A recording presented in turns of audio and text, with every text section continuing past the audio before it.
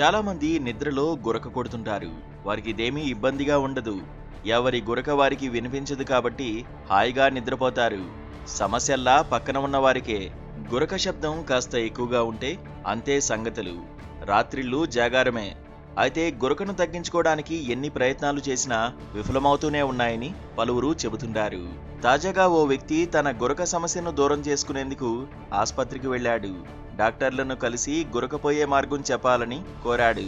దానికి వారు సర్జరీ చేస్తే గురకపోతుందని చెప్పారు. సర్జరీకి సదరు వ్యక్తి సిద్ధమయ్యాడు. కానీ చికిత్స బెడిసికొట్టింది. అతను ప్రాణాలు కోల్పోయాడు.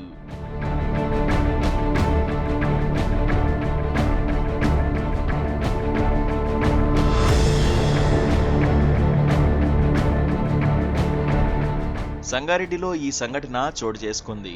కొండాపూరు మండలం గారకుర్తి గ్రామానికి చెందిన శ్రీనివాస్ అనే వ్యక్తి గురక సమస్యను పోగొట్టుకునేందుకు ప్రైవేట్ ఆసుపత్రికి వెళ్ళాడు. అక్కడ అతన్ని పరిశీలించిన వైద్యులు సర్జరీ చేస్తే సరిపోతుందని చెప్పారు. చిన్న సర్జరీనే అని చెప్పడంతో దానికి శ్రీనివాస్ ఓకే అన్నాడు. ఈ క్రమంలోనే సర్జరీ కోసం ఆసుపత్రిలో చేరాడు. అదే రోజు రాత్రి డాక్టర్లు శ్రీనివాస్కు ఆపరేషన్ చేశారు. సర్జరీ పూర్తయిన గంటల వ్యవధిలోనే శ్రీనివాస్ ప్రాణాలు కోల్పోయాడు. ఇక ఈ విషయం తెలుసుకున్న శ్రీనివాస్ బంధువులు, గ్రామస్తులు పెద్ద ఎత్తున సదరు ప్రైవేట్ ఆసుపత్రికి వెళ్లారు. డాక్టర్లు నిర్లక్ష్యం చేశారని, అందుకే శ్రీనివాస్ ప్రాణాలు కోల్పోయాడని ఆరోపించారు. శ్రీనివాస్ మరణానికి కారణమైన డాక్టర్లను వెంటనే అరెస్ట్ చేయాలని డిమాండ్ చేశారు. ఇక ఈ విషయం తెలుసుకున్న పోలీసులు అక్కడికి చేరుకున్నారు. బాధితుల నుంచి ఫిర్యాదు స్వీకరించారు.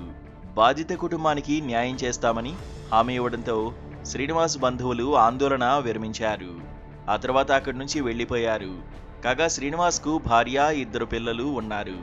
జిల్లాలోని ఒక ప్రైవేట్ కంపెనీలో పనిచేస్తున్నట్లు బంధువులు తెలిపారు. కుటుంబంలో తానొక్కడే పనిచేస్తాడని చెబుతున్నారు.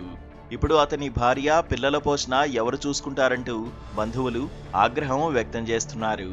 కాగా గురక చికిత్స కోసం ఆసుపత్రి వెళ్తే ఏకంగా ఓ వ్యక్తి ప్రాణం పోవడం స్థానికంగా కలకలం రేపుతోంది.